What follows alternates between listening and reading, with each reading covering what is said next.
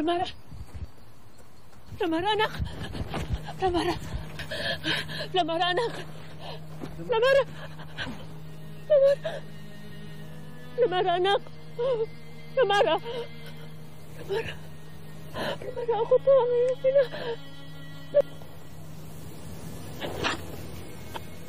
Ada?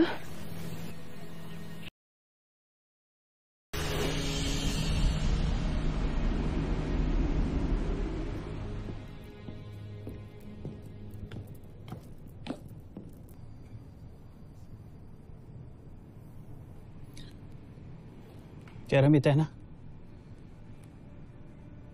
ikaw ba'y may pagdududa sa sinambit ng batis? Kailanman ay hindi pa nagsisinungaling sa akin ang batis. Ang kanyang mga winiwika ay pawang katotohanan lamang. Hanggang ngayon, wala pa ring dumarating na mas makapangyarihan pa kaysa sa akin. Siyang tunay, mahal na Reyna. Ngunit, marami pa ring hiwaga dito sa Encantadia. Napansin mo ba ang pagkabawas ng tubig sa batis kanina? Keramitena! Mahal na Kera! Isang mapangahas na nila lang ang muling nakapasok sa Encantadia.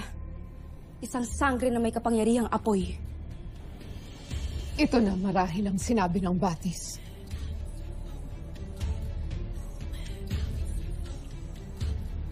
Ang sangreng nagbabalik ay sasalubungin ng pagbating nakapanginginig.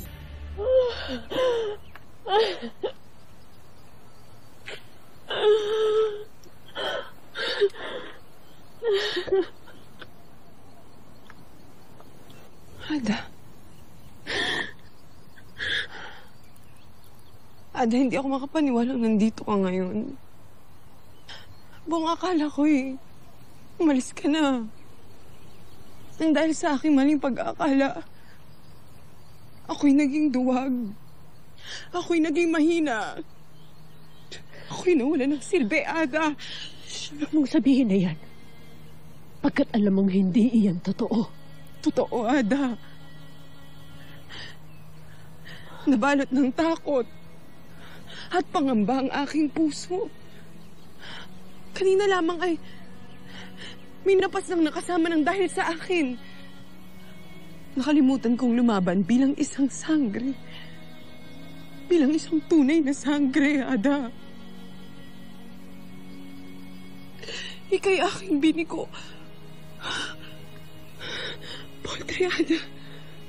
Ang panghinaan ng loob ay hindi kabawasan sa iyong pagiging sangre. At magkasabay nating hahanapin ang anak ng iyong Ashti, Danaya. Si Tera.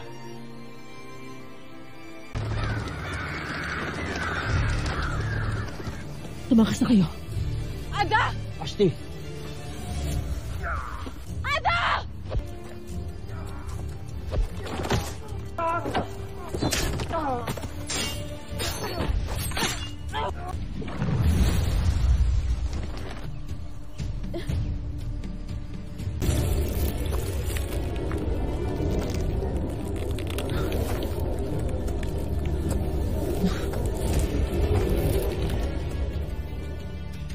Avisala. Sangre perena.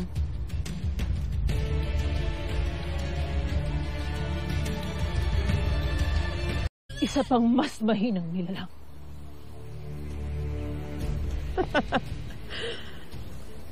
Heznak. Anong iyong winika? Binati lamang kita bilang isang kagalang-galang na sangre. At bilang isang panauhing pandangal, hayaan mo na ika'y aking bigyang basbas.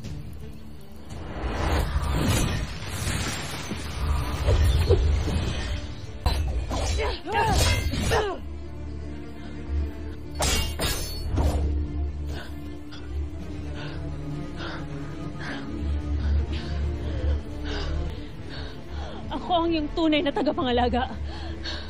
Dinggin ang aking panagoy. Blarshik!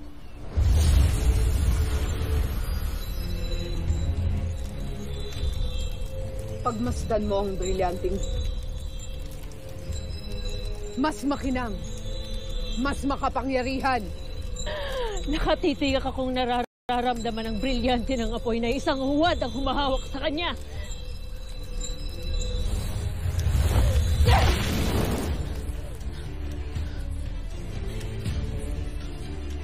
Sino ngayon ang huwad, Pirena?